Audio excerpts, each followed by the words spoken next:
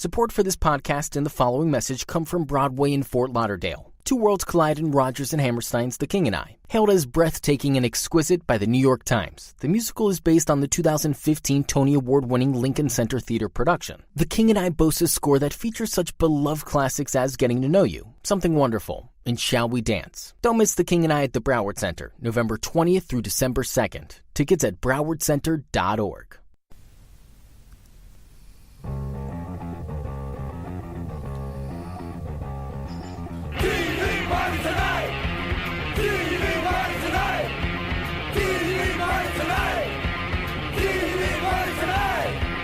We're gonna have a TV party tonight.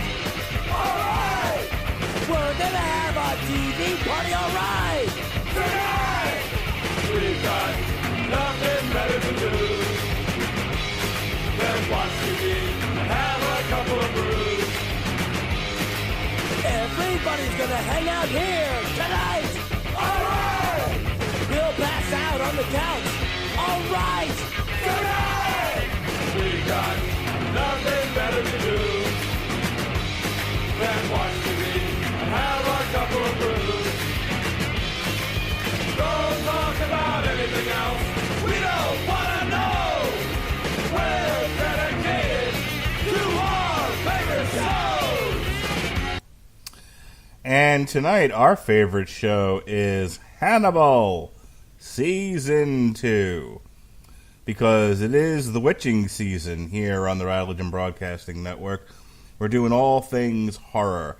And this is our yearly look at one of the icons of the horror genre, Mr. my favorite chef, quite frankly, Hannibal Lecter. I am your host, the mandated reporter, and frankly, I'm mortified, Mr. Mark Rattledge. And joining me tonight, the multiple Migs to my Hannibal Lecter. Ladies and gentlemen, it's Robert Winfrey. How do you do, sir? I find it interesting that, my shows on this network draws routinely more listeners than yours, yet I'm somehow the two-bit character whose only relevant thing is related to bodily fluid, profane language, and then being talked into suicide by, in this particular metaphor, your character. I mean, you make me want to kill myself frequently, but not like that. It was more of that character makes me laugh. It's the one thing I think about when I think about The Silence of the Lambs, and you make me laugh. You make me feel like dancing, Robert Winfrey. So, yes, you get to be multiple Migs. As for the stats, number one, fuck you. Number two, collective... There are plenty of shows, and I'm not getting into this debate with you again. You insist on talking down the network, that which employs you. I don't understand why. What do you mean employs? Whoa, you don't get to say employs. You don't pay me for this. You're like an intern. And in an internship, you are under the employ of the company. So there. Do we really need to have this debate? Can't you just accept the fact that some of the shows do fine numbers, and let's move this along? Move it along. Move it along. Sure, we can move along. Thank you. Good grief. All right, so we, on the Long Road to Ruin, we looked at the three Hannibal Lecter movies proper. God help us, there are actually four. I don't think I don't feel like we did the fourth one. I know we did some. We did. No. We did all four. Because I remember distinctly warning you that Hannibal Rising is just a bad movie. And you thought I was being... me. I was like, no, really, it's just bad. That's the one that starts off with him as a kid, right? Yes. Okay, right, okay. So wait, there's Silence of the Lambs, Red Dragon, Hannibal Rising. What's the one I'm missing? Hannibal. Oh, just Hannibal? Okay. Yes. Yeah, that's the one with Ray Liotta, right? Yes. Okay. And, I mean, if you want to get real technical, there's the Michael Mann movie Manhunter that's an adaptation of Red Dragon. Yeah. Actually has Brian Cox as a Scottish Hannibal Lecter. It's kind of great in its own right, mind you. So we were focusing on the four, count them four, as you said, the four Hannibal Lecter movies. We did that on Long Road to Ruin. And then and what came out of that was a discussion of, what's really good, though, and really fun to talk about on Halloween time, is the Hannibal series. So I said, well, this is going to be a 3-year epic. We started with season 1 last year around the same time. We are at season 2, as I promised, and next year God willing, we will finish up with season 3, and then we'll have to figure out something else to do around Halloween time. Maybe we'll start on the Friday the 13th series. With that being said, though, we last left off with season 1, where Hannibal Lecter had framed Will Graham as the Chesapeake Ripper, and off Will Graham went to the Baltimore State Hospital, with everyone believing that he did it. And that is where our story picks up here. Now, we're not going to go over these episode by episode because, as I've said before in previous TV parties, it gets a little too dense, a little too long in the tooth. I just want to talk about certain elements, performances, that sort of thing. It's mostly the same cast as it was last season, so there's not going to be a whole lot to talk about there. And as far as characters, it's the same characters from earlier, but there were some significant changes from season 1 to season 2, and I do want to talk about the surprise conclusion of his particular character, namely Abigail Hobbs. I need to discuss this with you. I have issues with this, but how do you now? But let me first say that if there's any one thing that I can draw from this show, if there's anything that really stays with me, is the food looks so good. I watch this show and I just get hungry. I don't care that the implication is that he's cooking people. Dude, he made a leg of lamb out of someone's real leg that looked oh my God. I just wanted to jump through the television set and eat that guy's leg. It looks so good, so scrumptious. Yeah, I used to get weird looks from my family because when this was on the air, I was watching it. I couldn't watch it live because my local NBC affiliate wouldn't air it, which is fine. They own the station. It annoyed me, but annoyed me as a consumer, not because how dare they.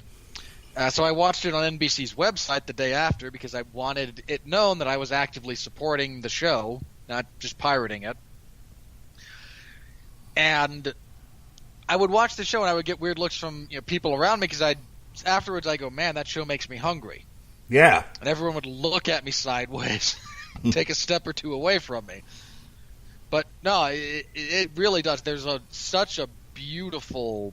I mean, there's so many beautiful shots in this series in general. I understand why it never got a lot of recognition for certain aspects of its. From the awards categories of things. Dude, it's a rough show. I mean, never mind some of the gross imagery, and the fact that they are deliciously cooking people on the show, or at least, they're being written to, not literally. But it's still, when you think about the average person, and I don't want to get off on a tangent here, but when you think about, when we do Damn You Hollywood and we look at the number one, the 5 highest grossing movies of the year, it's not exactly Schindler's List here. Or anything even remotely interesting most of the time. Yeah, I mean, it's comic book fare, it's lighthearted stuff. When you think about, and again, I don't want to get into a debate about this, but if you think about, what are the shows that have lasted the test of time, and the people, the 2 shows right off the bat where it was very similar circumstances, high ratings, they went on forever, and the cast made millions of dollars. Friends, Seinfeld, and The Big Bang Theory, all comedies. Lest we also forget Grey's Anatomy, which is in its 15th or 16th season on the air. Right. So, we're not something as gorgeously shot and as psychologically weighty and testing as Hannibal isn't going to find a large audience. It's just not. The fact that it made it 3 seasons is a fucking triumph. When it was canceled, my whole thing. Initially my thought was, "Oh, good, please, Netflix, just for the love of all that's holy." Because I at that point I had enough faith in everyone involved for it not to just be, "Oh, we're free of network restrictions. That means boobs and more profanity." Dragging down, the overall show, and I don't think that's what would have happened here had they wound up going that route, because, again, there was a very clear artistic vision for this that did not necessitate, again, a tremendous amount of gore, a tremendous amount of profanity, or, copious amounts of nudity. But, sadly, the show did not get picked up anywhere else. There's ongoing talks every now and then. Brian Fuller will occasionally tweet something about it and just twist the knife in my guts a little bit more because I love this show to death, but ugh, yeah, it's a thing. I'll tell you what, nothing has inspired me more to learn to cook like French cuisine than this show, which is a weird thing to say because, again, people. But the way it looks and the way Hannibal talks about food, I mean, how could you not? Like, you have to have like no sense of taste. Yeah.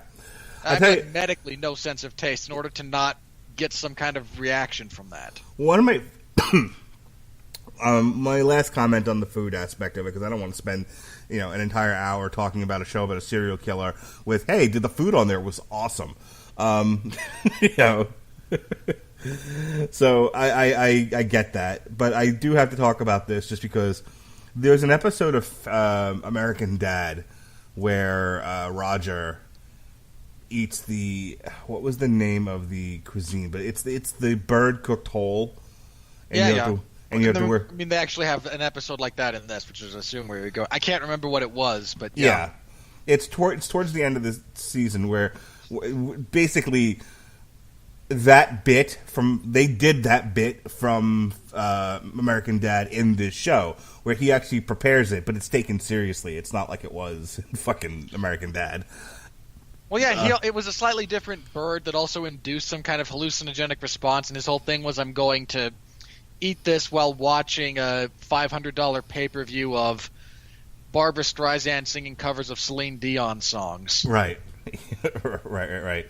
But I'll tell you, like, the look on the character who plays Will, as he's sort of studying the bird and then goes to eat it, and like his face, like he's expecting to think it's gross, and he's just so surprised. But that whole thing, like the whole concept of it, and then Hannibal's remark of, the traditionally you would wear a shroud to hide your face from God. This is such a profoundly decadent thing that you don't want God to know it's you doing it. Right. And he's like, but I don't hide from God.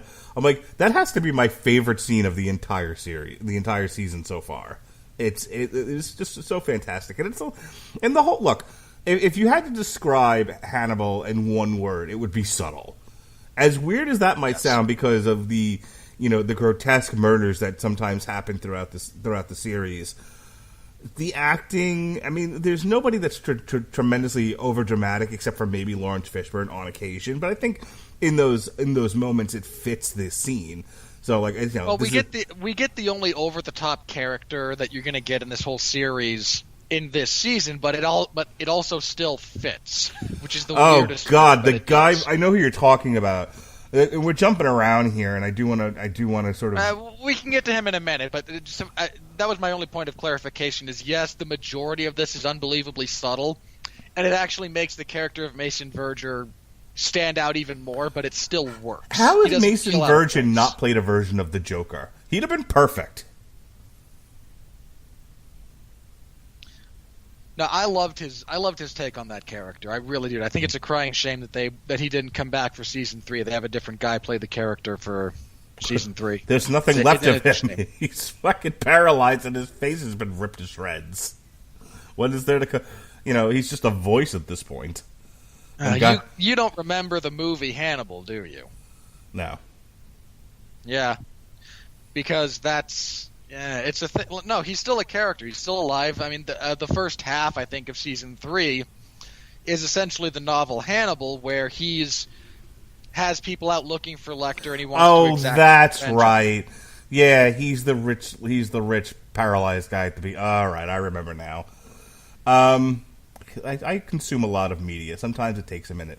All right, let's break this down, and let's talk about the plot thread. It begins the way it ends. We have Jack Crawford coming to confront Hannibal, and they immediately break into a fight, which ends with Lawrence Fishburne being stabbed in the neck. And then we're right back to where we left off which is Will has gotten his mind back, but he's in Baltimore State. Unfortunately for him, he's in Baltimore State Prison being charged with multiple murders. And no matter how many times he's told people, but it's Hannibal, nobody will believe him. If there are like 3 sections of this season, this is section 1. Let me ask you a question. Since this was your suggestion, and you're kind of rewatching an old show now.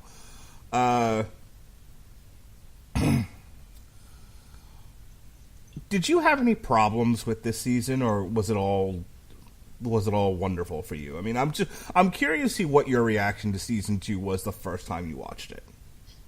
Oh, the first time? Yeah. Very little complaint the first time. Trying to remember what issues I might have had with it. I find the Cynthia Nixon character a bit useless. But I also find Cynthia Nixon as a person generally useless, so I'm not sure how much that bleeds over. I don't understand what your problem with this woman is. She's there. She's there from the Adrian School of Horrible Women to nag Lawrence Fishburne. That's her role. I understand. I'm just saying. And I completely... My other gripe with her is like a complete lack of understanding about the actual structure of what her office should do. Because she's not... There's actually an office called the Office of Professional Responsibility that is the FBI version of Internal Affairs, which is what would be doing this, not the Inspector General. Yeah, but that's the fault of the writing, not the actress. So it just puts the character in a bad position with me personally, and then she's just a nag. And if that's the only purpose a character serves, they shouldn't be there. Okay. I mean, if you want to go a little bit deeper, if you want to give the character in the writing a little bit more credit, she's there as a hurdle for Jack to get over. Yeah, and she also doesn't come back for season 3. Oh, well, that's memory good. Serves. She's a minor road bump on the course of this show and serves essentially very little purpose, other than to give Lawrence Fishburne a slightly different person to bounce off.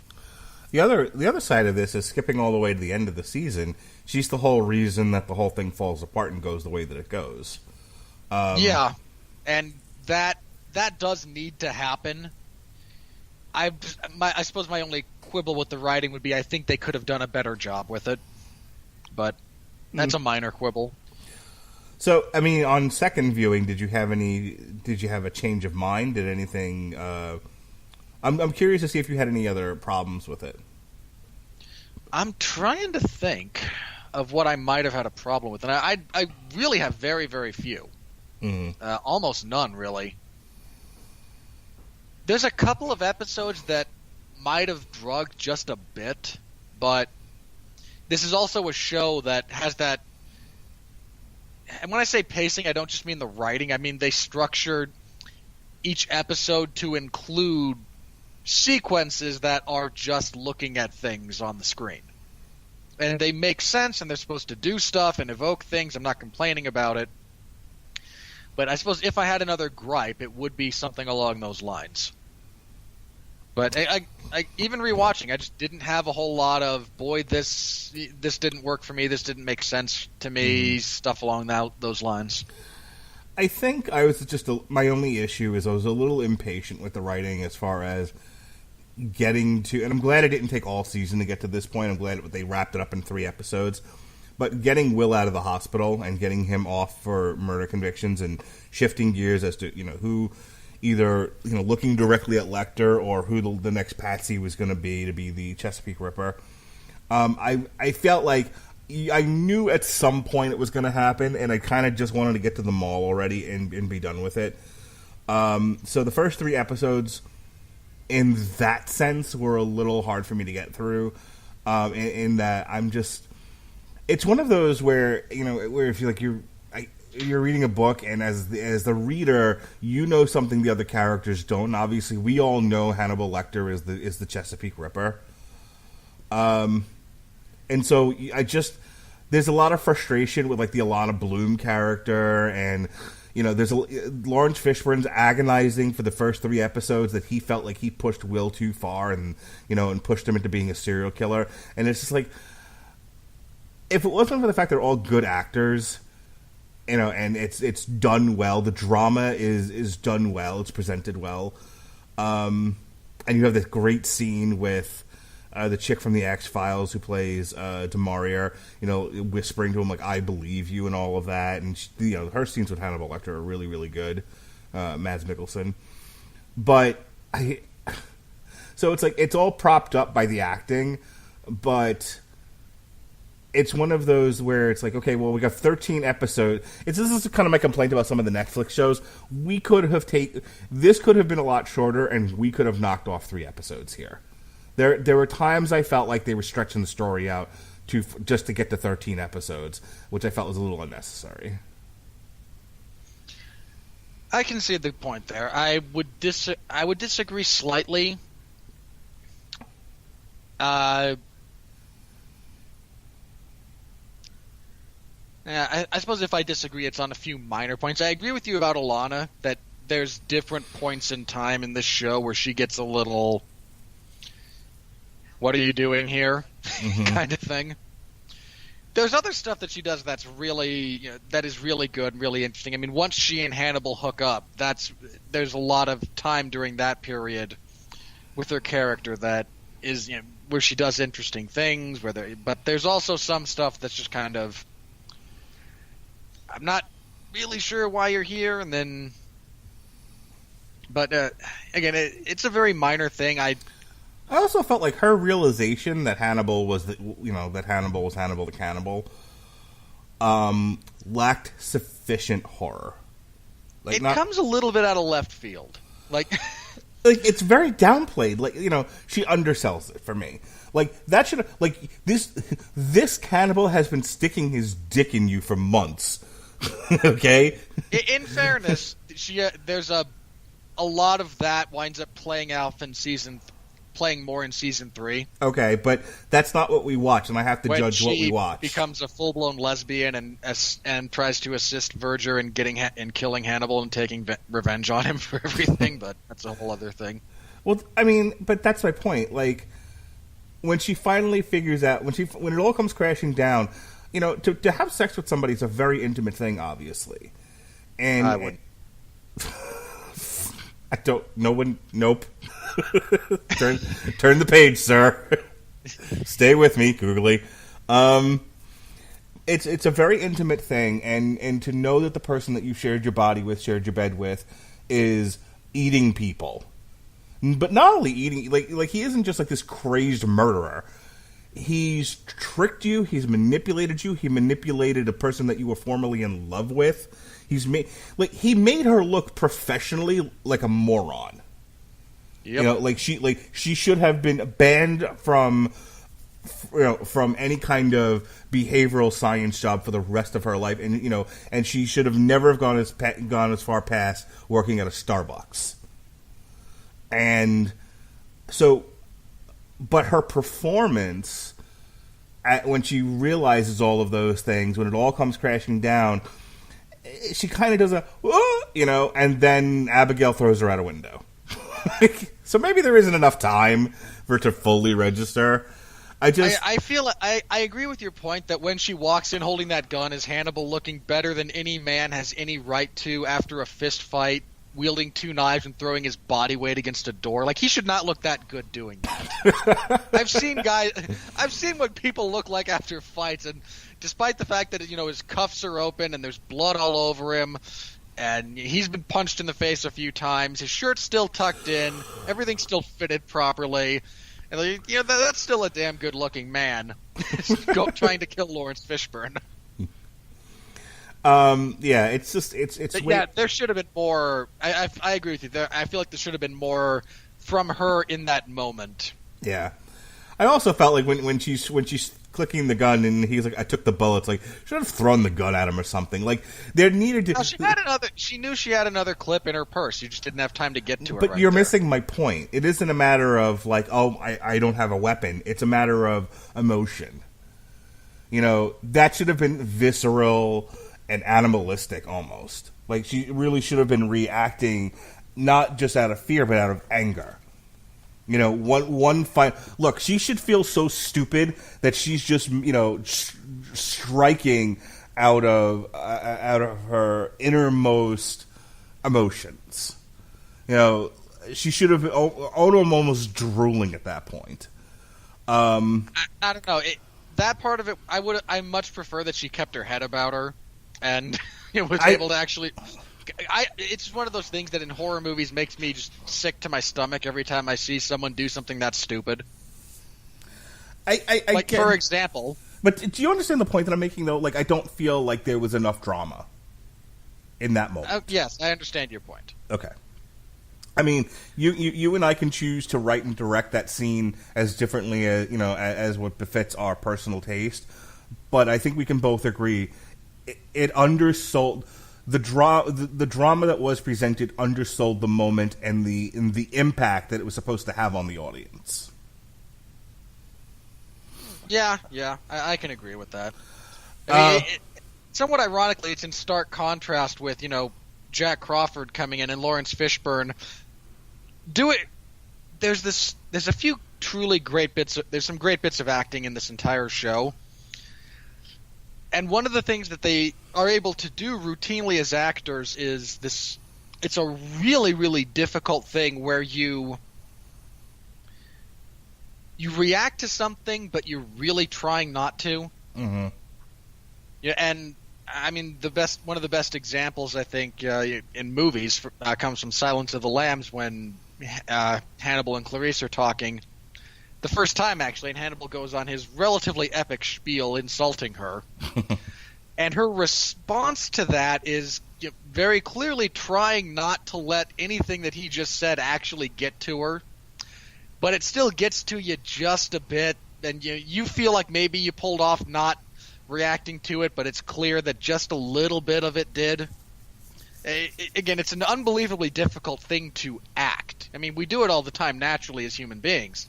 But to replicate that in a performance is very difficult. So when Lawrence Fishburne comes in and has a brief conversation with Hannibal before pulling his gun on him and trying to shoot him dead, it's the way Lawrence Fishburne acts that is it's again that same kind of thing, and it's really great. The second part of the season is.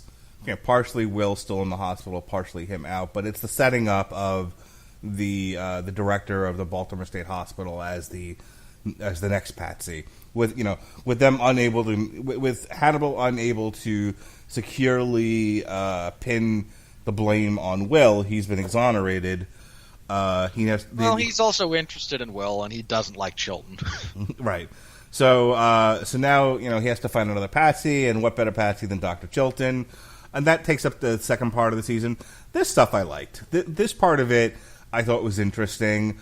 And I remember having a very viscerally angry reaction to them to the cast settling on him as the Chesapeake Ripper, which was made only worse by the fact that Hannibal had implanted false memories in Miriam Lass, and then she fucking shoots him. Like, do you mind if I spoil season 3 for you? I won't remember it for next year, so go ahead. He's not dead. Are you shitting me? Nope. All right. The way they sell it medically is the bullet enters his below his left, right? My right, his left. Below his left eye. It impacts, it tears through that part of his jaw, but it doesn't actually penetrate his skull. It wraps around the outside and then blows out the back.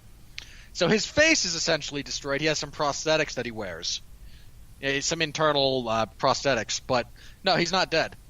Oh, well, whatever. Either way... I mean, they turned... I have chat logs to prove this. Benjamin and I, our friend Benjamin J. Cologne, and I joked about this because he and I are both big fans of Lecter as a character, of this show in particular. He brought up a comparison between Chilton and... comic book character, well, comic book's a bit loose, but from the graphic novel Preacher, they have a character called Hair Star, who is not a nice person. No one in Preacher is nice, but just is put through the physical ringer throughout the course of that book. And not in like, someone has a bad day and they fall down a hill. Like, he loses limbs. I think one of the last things is a dog bites his groin off. Like, bad stuff happens to this guy, but they keep, like, patching him up enough for him to continue on with his mission. They put Chilton through some serious stuff. He had his guts ripped out in the first season. He gets shot in this one, and something else horrible happens to him in the third season. But no, for me, that was the really interesting thing about the writing for that whole kind of second arc, was they made Chilton somewhat sympathetic, and this is not a sympathetic character. Mm-hmm. Like, Chilton's kind of a dick. Yeah, but but here's the thing. When you're writing the show, you don't want to make him seem completely unsympathetic. So when that happens to him, the audience is supposed to react the way I did. Oh no, Hannibal fingered the wrong guy again, and he's going to get away with eating people. You bastard, and you poor dude. If you're like, oh well, fuck him. It's less of an impact.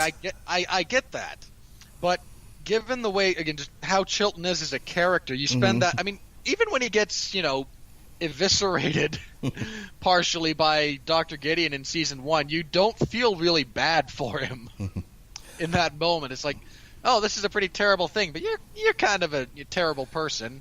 This, I'll tell you, this set up a couple of things which I really like. It set off in Will's mind the idea that they're never going to catch Hannibal in any kind of conventional way. Like, they're going to have to catch him in the act, basically. Which sets up part 3 of the season. He does. He doesn't make mistakes. Right. I mean, look at all this. Like, Will kind of got the blame for it. I mean, Will was actually more blamed for the copycat murders rather than the Chesapeake Ripper proper. But like, we have everything we could want on Hannibal. We all kind of know it's him, but we need evidence. And then, oh, look at this. I'm able to manipulate everything you've seen and done to now make it unbelievably obvious that no, it's this guy. Right. But I'll tell you, like I said, when Miriam in her mind sees Chilton instead of who is truly there, which is Hannibal Lecter, and she reacts and shoots through the glass, I remember like having a very emotional reaction to it. Like, I got really angry. For a moment, it stopped being a TV show for just a moment, and I was just like, "Oh, you dirty rat." And that's good. That's mark of good television. That you're not just passively watching images flick on an idiot box. That it captures your imagination and such that you react viscerally, which is what happened with me with that particular scene. So there was a lot of good stuff there, which brings us to part 3 of the season out of 3, which is the long con. It's Will deciding that he is going to fake an apprenticeship with Hannibal Lecter, and Hannibal Lecter trying to whether he realizes that Will is faking it and but is using the opportunity to turn him into a real serial killer, or he doesn't and still wanted to turn him into a real serial killer. Either way, and you can react to that in just a moment. But it's, again, this is where if you're not into like the subtle acting, and long stretches of dialogue, this is not the show for you. Though, here's the thing, and maybe you can kind of explain to me, because I've read through this now several times. The bit where it's implied he's killed Freddy, more so it's implied that he took a piece of Freddy's body to bring to Hannibal to cook. And then when he's like, "What are we eating?" and he says, "Long pig." I looked that up, and long pig is supposed to be human flesh, so I don't understand what I'm watching in that scene. It's a weird scene. I suppose if I had to guess, and this is just a guess on my part, they are actually eating a person, because Hannibal's palate is incredibly refined. He knows if he's eating a person or not. Mm-hmm. I would guess it's meat from... Wasn't this right after he killed Randall Tier? No, it's before. Is it really before? Well, I don't know. Hang on. Keep talking. Because because this is a relevant point. I've got it open, so go and try to make your point without it, but I'll find it. Yeah, it's right after he's killed Tyr, because that's the episode where they have posed his body. Yeah, it's okay. So episode 9 is when he is. They go, well, you sent someone to kill me, I sent someone to kill you, or even Steven. Let's move on. And then it's the end of episode 10 where he tells them that they're eating long pig. Yeah, long pig is a reference to humans because apparently, in terms of texture and taste, human is closest to pork. I've often heard that. Though if you listen to the Eddie Izzard bit, apparently humans taste like chicken, but he may have been just making that up. Yeah, but if I had to guess, it's either that or it was some other just like unclaimed body that the FBI had lying around. Because there is a body that is, burned in her place and has like denture replicas of her dental records so that they can misidentify her body. Like, there's something pretty elaborate there. Right. And I imagine that he just cut off the muscle that they talked about from whatever body this was. And I mean, it's not like Will hasn't already eaten people by this point anyway. Right. They've all, if you've eaten at Hannibal's house, you've all. Which reminds me, my other favorite scene of this entire season was when Crawford. It was when Crawford takes samples of the different hors d'oeuvres that he served at this giant dinner party, and he's expecting it to be humans, and none of it is. Absolutely none of it. But the best part about that is Mads Mikkelsen's performance in that scene makes you think, oh, they've got him dead to rights because he looks nervous, and he's like, not. Like, I don't understand. I mean, you hit the nail on the head with the best part. Some of the best parts about this are subtlety and acting. Mads does so many great little things with just his eyes or the muscles right around his mouth that if you're not paying attention and you're not looking for it, might go completely unnoticed and you just get bored. But if you are looking for it, it really opens up some interesting thoughts about what the character is doing. Just the way that they react to each other is truly, truly great.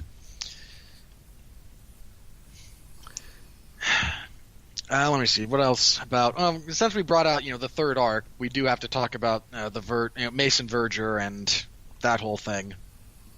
Lots of discussion of pigs eating people in these episodes. A few, which pigs will do.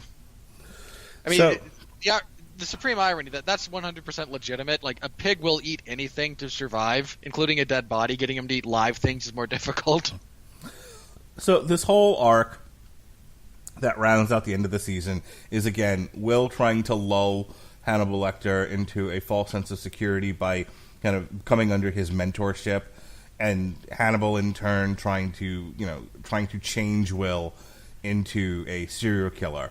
But we also meet two new characters. We meet Margot and Mason Verger, and I missed details around this. I binge watched a lot of it, so occasionally I was sort of half tuning out. But I guess Margot's whole thing is she tried to have the brother killed because he was keeping her inheritance from her. No, she tried to kill him because he's an abusive, sadistic pedophile. Okay. Well, fine, sure.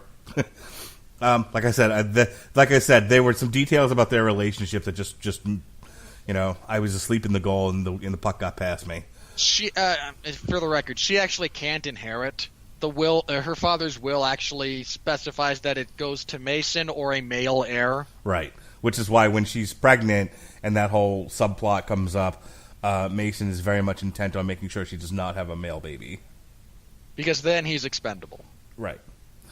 But here's where if you're looking for somebody who doesn't do the whisper acting, or is acting more over the top than fucking Lawrence Fishburne, Michael Pitt, you win the award. Holy cow! And like I said, I don't know how this guy hasn't gotten a job playing the Joker in some TV show or movie, with Batman. He came across as, and even if you don't like him as the Joker, he came across as so like Batman villain-esque. He did, and the crazy thing is that it still kind of works. Like, I love his take on this character. I mean, It takes a lot for me to say that someone did as good a job or better than Gary Oldman. And for the record, Gary Oldman plays this character in the movie Hannibal and goes uncredited and is utterly unrecognizable under the prosthetic makeup they have for him. And is absolutely creepy. I mean, he's the creepiest part of that movie. And for someone to take, again, essentially the same character and put their own spin on it and do, in some respects, a better job than someone, who is as profoundly gifted an actor as Gary Oldman is saying a lot. And Michael Pitt does a great job of making this character unbelievably creepy and hateable. I mean, there is. We brought up Chilton before as kind of this antagonist who something bad happened to you, but you're kind of a dick. You want bad things to happen to Mason Verger. Like this guy, you want. Even what happens to him, you kind of go, it's not enough. Like something else should have been done to you. Like you are just. I will say worst. this. That was I mean, as much as I was like, oh, you deserve to be fed to dogs. I was a little squeamish with him cutting his own face off and then cutting off his nose. I was like, well, I really do need to talk about the brilliance of that scene. Go ahead. I'm going to take a breath. Go ahead and say what you want. Let me just say this. I'm thankful to whoever directed that episode that it was done in shadow and not particularly well lit, to where you could see just how gross that really was, because I'd have vomited all over the place. Your witness. I want to talk more. There's a few other things about Verger I want to bring up later. No, just go through all your Verger stuff now. Okay, if you want. I love the way he and Hannibal interact, just because if you watch Hannibal during all of their interactions, the lightly veiled contempt that he regards this individual with, and yet still maintains the facade of his human suit. Like the first time they meet and they shake hands, and then what happens immediately after, he's just looking at him, and Hannibal looks at everyone like they're less than human, but he really looks at this guy like there's already a tombstone on his head. I mean, he looks at this other person like I look at something I stepped on. I got a kick out of the one scene where they start therapy, and Verger goes to just lay on the couch, and Hannibal, just sort of annoyed, kind of rolls his eyes. Yeah, it's like, just sit across from me, asshole. And he leaves his jacket just kind of laying rumpled there, and just everything he does is, his own phrase for it is discourteous. Right. And just the way he looks at him. Not just the dialogue, not the way he pushes him around the proverbial chessboard, all of which is great, but just his eyes every time he interacts with him. Because, again, it's one of those things where if you're just looking at it and you're not really looking, you might miss it. The contempt. But if you look at it, he holds him in such contempt. Yeah, there's utter contempt behind, like, as a therapist, you're supposed to have kind of like a blank poker face. But even behind a practiced blank poker face, you could feel the contempt trying to find its way out.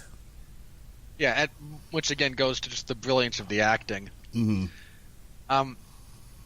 Again, I like Verger as a counterpoint to Lecter and to some of the world that this takes place in, because it's very understated. So having this guy who is the way he is, it's over the top in some respects. But I suppose the oddest thing about the way he goes over the top is that he does it in spurts. There are these long periods of time when, while he's still... If you just encountered this guy on the street, you'd know he's weird. And you'd probably know he's an ass. But he's able to loosely hold together a facade of the ability to interact with another human. It's amazing because he really does come across as like the Christopher Lloyd character from the very, very end of Who Framed Roger Rabbit. Like, he delivers most of his lines like, "Remember me, Eddie?" Yeah. But again, and I don't know why it works. I really don't. I wish I understood the full nuances and the technicalities of why this very over the top in some respects performance actually plays well with all of these other people giving these very subtle, nuanced performances. I'm trying to think of what else I've seen him in. Oh, that's right. He was in Boardwalk Empire. That's where I remember him from. I mean, that the scene where he takes that kid aside in the stables and just verbally abuses him until he's in tears. Right, and then he just throws him the chocolate. He's like, "Here, have a chocolate." Has no concept of what he's just done. Just utterly divorced from it. He's gotten what he's needed and walks off. So I'm just looking at his Wikipedia page for just the character Mason Verger. He was nominated for a EWWY award for Best Guest Actor in a Drama and a Saturn Award for Best Guest Starring Role on Television in 2015. Again, he does a great job, and I thought it was a shame that they got somebody else for season 3. I don't know. I think it was his choice not to return, which is, again, sad, because I would have loved to have seen what he would have done with Mason as a quadriplegic under the makeup. Mm-hmm. But the guy they got isn't bad by any stretch of the imagination. But anyway, that last scene, where he's, again, cutting his own face off. Ugh. I love the setup. I love the psychedelic concoction that Hannibal gives him. I love his reaction to it, because if you give that guy that type of drug, that's what's going to happen. I mean, I think my favorite moment from that brief scene when he is drugged is when he looks at Lecter and goes, "I am enchanted and terrified." Because, and again, the first time you see it and you hear that line, you're like, okay, he's just he's still the same character, but this time around I actually paid attention to his eyes when he said that, and he's still reacting to this, stimulus overload that the showrunners were kind enough to hit us with as well. Thanks, Crazy Carnival music. But when he says he's terrified, that's legit. Just behind all of the manic laughter is this sense of genuine terror that this monster is now going to get me to do whatever he wants. And I'm going to think it's a good idea. Anything else on the Verges? Because I want to talk about the finale. Okay, real briefly.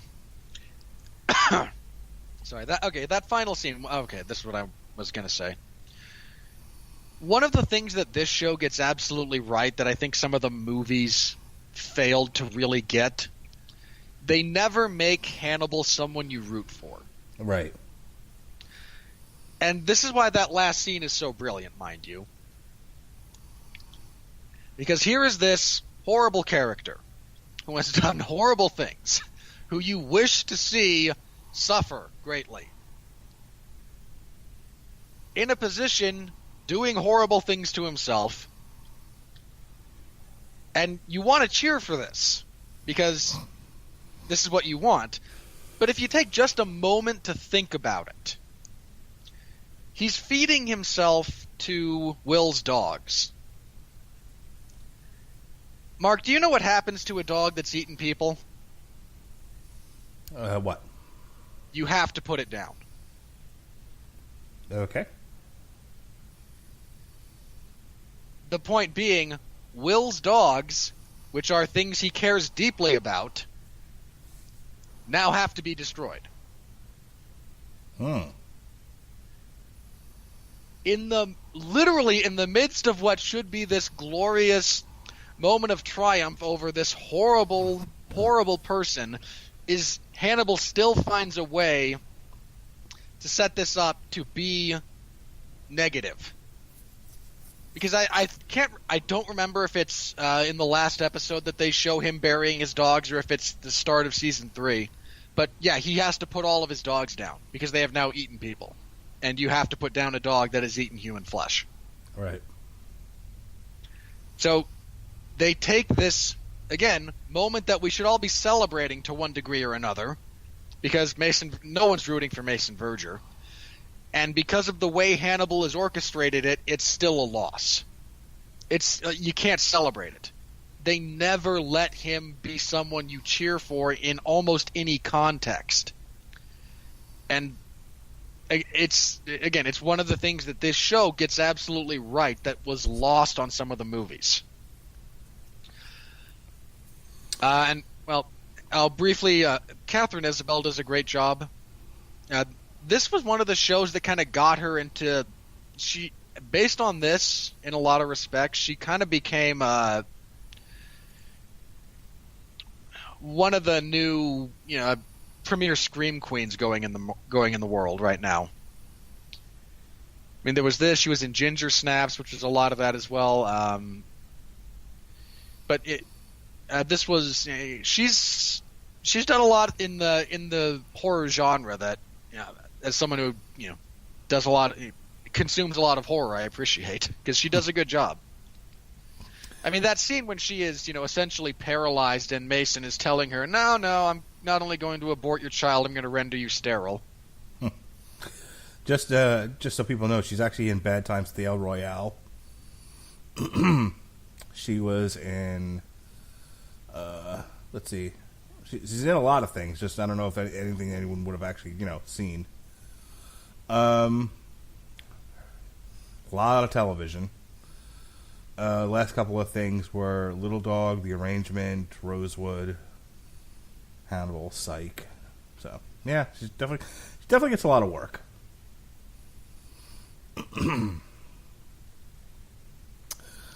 All right. So anyway, just wanted to bring her up because again, she does a really good job, I think, and she just kind of gets overshadowed in some she doesn't get as much credit as she deserves, I feel, for a lot of that. Apparently, she's won a lot of awards for American Mary.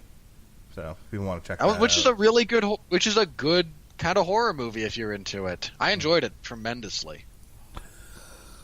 Okay. It was a really good take on that story. So let's talk about this finale. It all comes to this. Jack's going to confront Hannibal. He's going to incite him to murder, and then they'll have him, and they can go from there. This is where Will has been leading the second half of the season all along, is to get Hannibal to try to break his facade and reveal himself to Jack, so that they can finally arrest him and pin maybe even pin the murders of the Chesapeake Ripper on him, as they Will's wanted to do all considering along. He actually committed them. Yeah, well, right now the wrong person's been pegged with that. But anyway, the point is, everything that's happened in the first two seasons has come to this point, and it's a long fight scene, and then you have the stuff with Alana, which we talked about at the beginning of the podcast. And then... why? Why did we need Abigail Hobbs to, 1, be alive, and 2, go, I'm sorry, I didn't know what else to do, and then throw Alana out the window? Then, and I'll tell you this, her being alive, and then ultimately what happens to her because of the connection. Oh, she dies. She's dead. Thank you. I was trying to make a point. Thank you for just running through the red light and T-boning me. On the one hand, I didn't see the need for her to be there, and for me, it didn't make any sense for her to be there. But then when Hannibal kills her in front of Will, I'm like, well, okay. As an instrument to truly damage Will, I get her presence and then her need to be killed in front of him. However, as an isolated event, I get it, in terms of what that does to Will's character. But logically, what has she been doing for all this time? Just hanging out in the attic? Like, that's... No, but... Okay, would you... I can actually answer some of this. Yeah, please do. some of this goes to, again, very long. You mentioned there's a lot of long con in certain parts of this show. There's a lot of that in the relationship between Hannibal and Will. Abigail means something to Will because she's one of the few people he saved. So when Hannibal removes her in the first season, Will takes it very hard. Once Hannibal... But a lot of this is... Okay, let me rephrase. A lot of this is more Hannibal trying to set up Will to join his side. And removing Abigail put him in a very unstable position emotionally in season 1. But my understanding is his genuine plan... Because you have to remember, for the majority of season 2, he believes he believes that he is successful, that he is manipulating Will into becoming like him. And then at the very end, he gets that whiff of Freddie Lounds on him and knows, oh, you've been lying to me. Right. Okay. I think when he says, I wanted her to come with us, I think that was genuine. I think he was grooming her outside of Will's influence. There's actually a specific location that he keeps her at. He has a second house out by the cliffside by the ocean that plays more of a role in season 3 as a location. And he's just been preparing her to, let me ask you a question. Valuable to their. Let me ask you a question. This is all well and good. Where in season 2 is any of that explained? I mean, literally at the end when he says, I wanted her to come with us. I wanted to surprise you because you're my friend. Okay. I feel like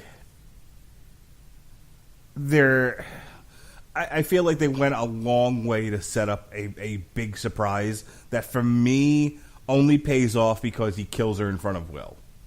Any other thing, and I don't think it pays off enough for the amount of nonsense it takes to get to that point. That's fair. Part of the other reason I think it plays that way for people in our position now is, the time displacement. Mm-hmm. If you were watching this, I hate this excuse, mind you, but I think it is. Let me rephrase. This is not an excuse, but if you are to fully, this is one of those things that requires context for the effect it could have on the audience.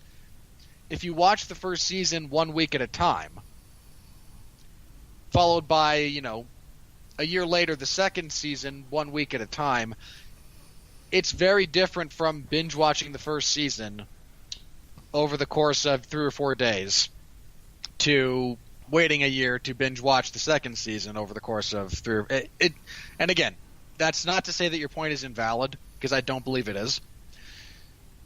But there's also context for shows like this, for any network show, that gets lost when viewed under different circumstances than originally intended, is all. I mean, let me add this. It's not that I'm against, out of left field surprises, but you have to use them sparingly, and you have to use them pointedly. And I feel like it was too jarring to have... she should have showed up when... she shouldn't have been the reason that Alana goes out the window. I was perfectly fine with Mad Mikkelsen goring her out the window like fucking Goldberg. Okay? Oh, he wouldn't... Oh, no. He would not have thrown her out the window. He would have just stabbed... He would have just slit her throat. I'm good with either. The problem... Again, the only problem there is if you want Alana alive, and they do, you need someone who is not going to methodically and scientifically kill her very, very quickly. Mm-hmm.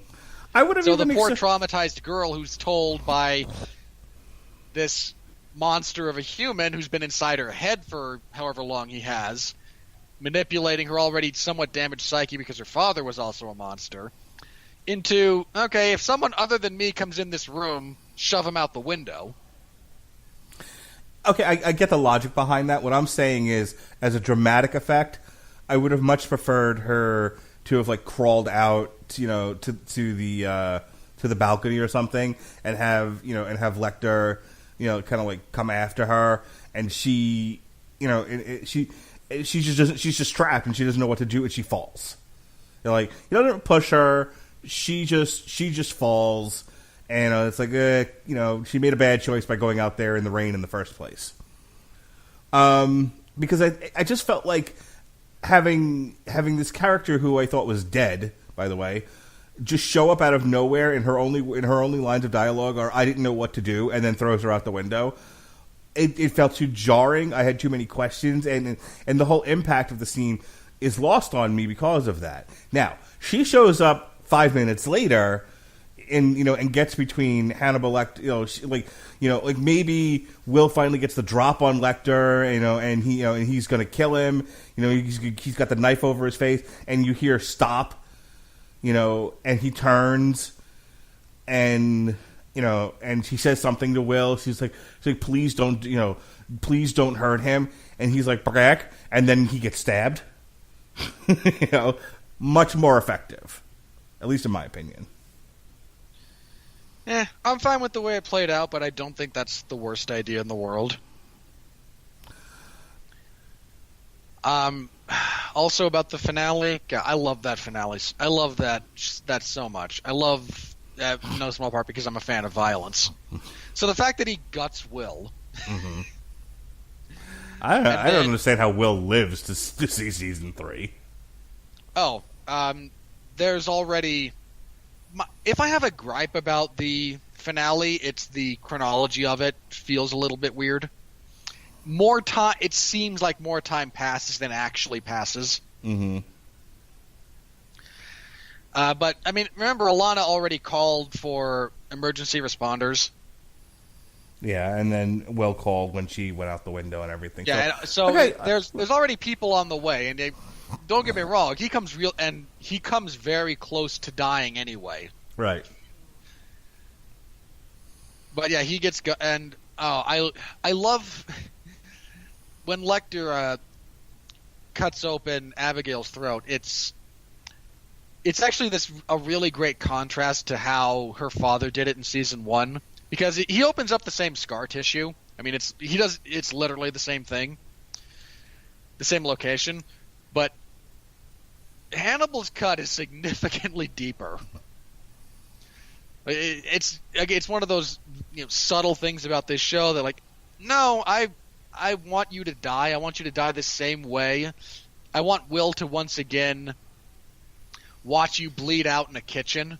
Yeah, I feel powerless. But I'm going to make sure it gets done properly this time. I honestly had somewhat misremembered that. In my head, he went all the way across. Like, he went ear to ear with that. Like, just no way in hell you're surviving. But it's absolutely deep enough. I really liked the fight between Lecter and it's brutal. And I remember even in the first episode where he takes the glass in the neck, I was like, Jesus Christ. I mean, it's very well done. It's very well choreographed. It's sufficiently brutal. It definitely does induce a little bit of fear, I think, in the viewer. It's fine. I'll tell you what, season 2 definitely more so than season 1 ends with a sufficient enough cliffhanger that I'm really excited to see what happens in season 3. Like, I was more curious to see what was going to happen. Did you stick around Did you stick around to the end of the credits at the end of the last episode? I know that he's seen boarding a plane to France with what's her face from the X-Files, but that's about it. Yeah, they're on a plane to France, and she's Dr. Du Maurier is a much bigger role in season 3. Okay. Well, we'll next year, as a matter of fact, I can tell you exactly when. For those of you marking your calendars to want to hear when we're going to conclude this series. That's right, folks. I already have 2019 all planned out. Let's see. All right.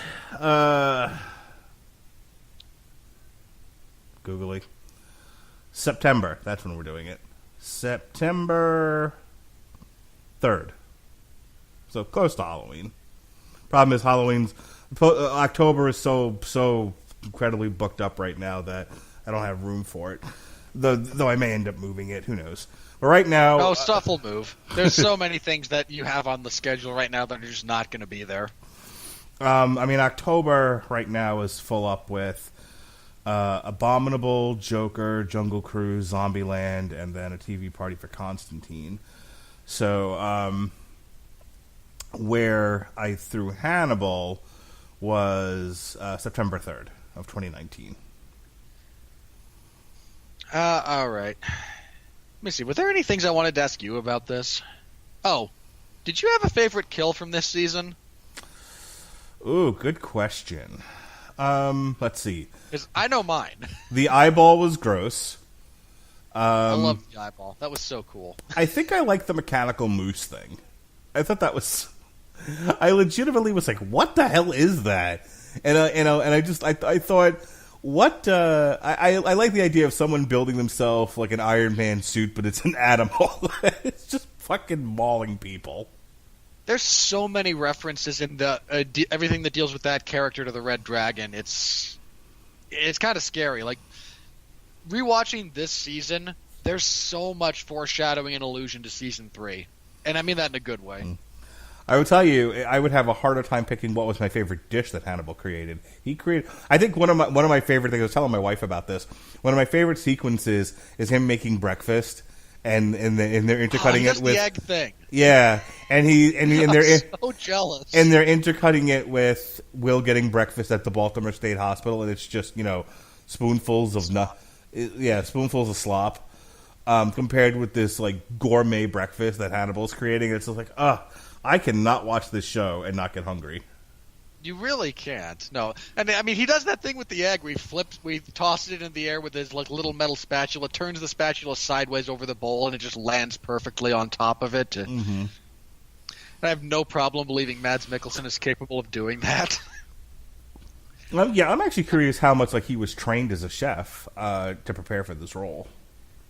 I don't know. I'd have to look it up, but he's incredibly believable in it, and he also kicks ass. I mean, and that man rocks a suit. I mean, his wardrobe must have taken up a significant portion of the budget because those are some very expensive suits. Those are expensive. For the record, since I asked you, I really loved the microscope slides that he made. Oh my god! Yeah, I tell you what, that was the most sympathetic kill. I felt real bad for her because she's like, all right, I'll look at. Oh my god, Hannibal Lecter is the Chesapeake Ripper, and I'm dead.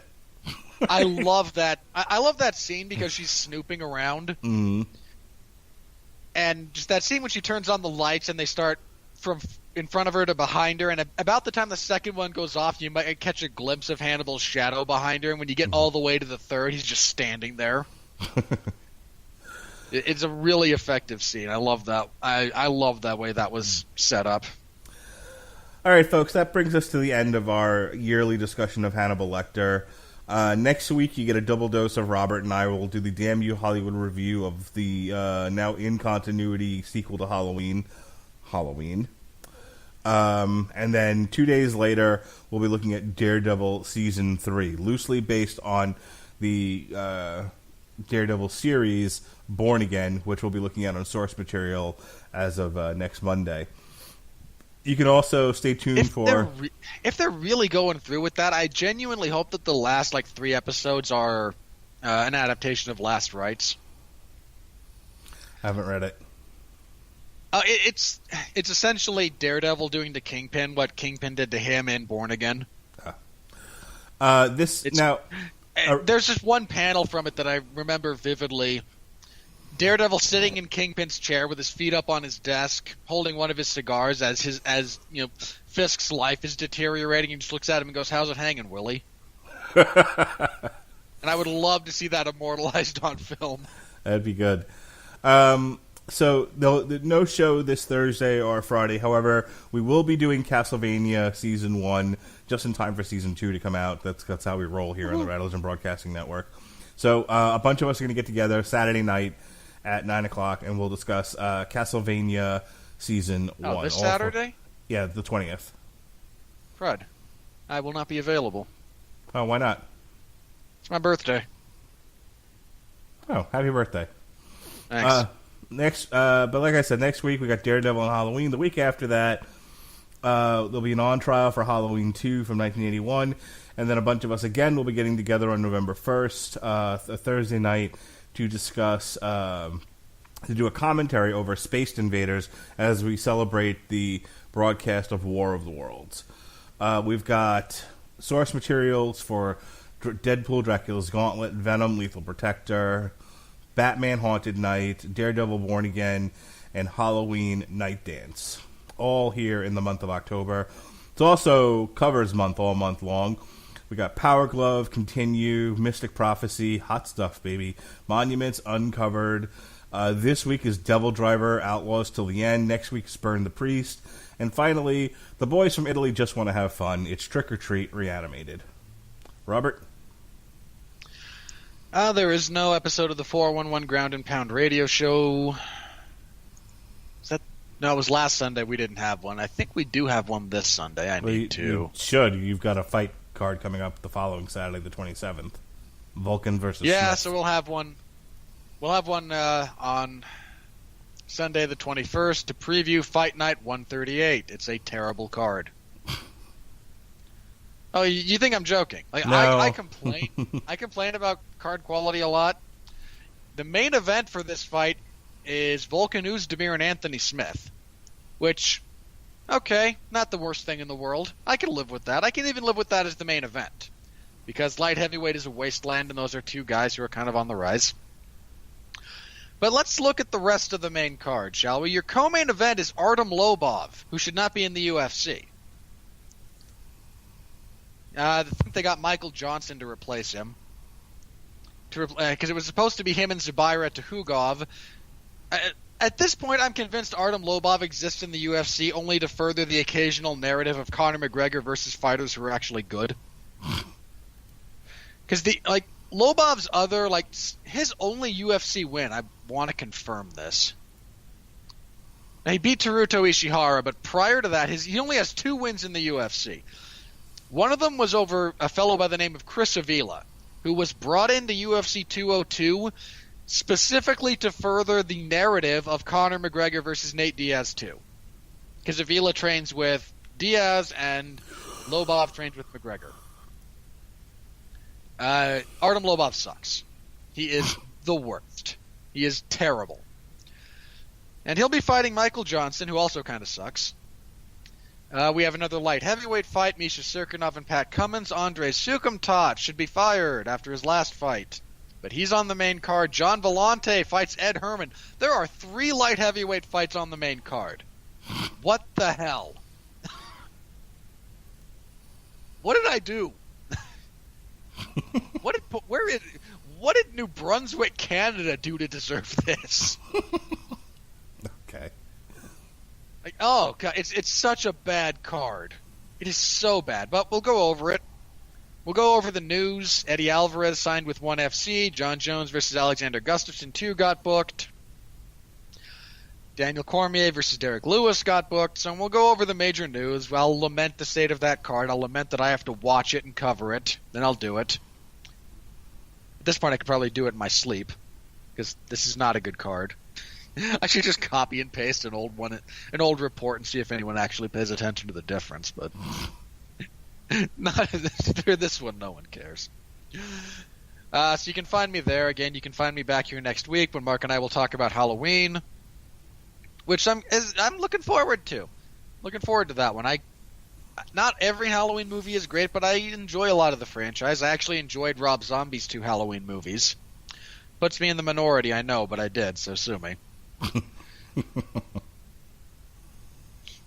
So that'll be a lot of fun, and yeah, again, Mark kind of laid out a lot of the schedule, so be on the lookout for all of that. And then again, most Sundays, let me see. So that would be the 21st, and you are So the week after, so not this Sunday, but the next Sunday after that, we'll be reviewing Fight Night 138 if I survive, and previewing UFC 230, which finally got a main event after the universe rightly crapped on Shevchenko versus Eubanks as a main event. We now have Daniel Cormier and Derek Lewis, and we'll see if Derek Lewis and his balls that get hot very easily, apparently, can overcome the deficit he has in every conceivable area of fighting against Daniel Cormier. Unless he gets a lucky shot, Daniel Cormier is going to eat him up. I mean, Cormier's hand won't be at 100%. He's got a hand injury that he'll be fighting through. Now, Yes, unless that hand is literally tied behind his back. But he's an Olympic-caliber wrestler, for fuck's sake. And Derek Lewis is... Black. Derek Lewis. Black. I mean, Derek Lewis is hilarious, mind you. I love Derek Lewis, but... Sure. I have a question. Are you going to watch that fight. Are you going to watch the Tyson Fury Deontay Wilder boxing match? Probably, if I can. We should do, me, you, and Pat then should do commentary over that. When is it? December 1st. Let me see. Hang on. Oh shit, that's the night of a UFC card. Maybe. Hang on. Because that's an Australia card. Okay. And those can have some wonky broadcast times. I don't know what it's being broadcast on. I don't know. They don't even have a full card announced. It might be, this is so weird because some of their cards have done this. Like, oh, it'll be Saturday in Australia and it'll actually be Friday here in this. Like, it's weird. Yeah, no, I know that. So, if I'm able to, I would love to. If not, that'll be why. Okay. All right, folks. Hope you've enjoyed our discussion of Hannibal Season 2. I did. I thought it was, I thought we had a good discussion. It's one of the rare ones where Rob and I didn't want to strangle each other by the end of it. So, that's always good. My blood pressure remained normal throughout this. I didn't yell and scream at you this time for saying ridiculous things. So, good for you, Robert. Nice job. Yay, me. All right. For the great Robert Winfrey, I'm your host, the mandated reporter, and frankly, I'm mortified, Mr. Mark Radulich. This has been TV Party Tonight. Be well, be safe, and behave.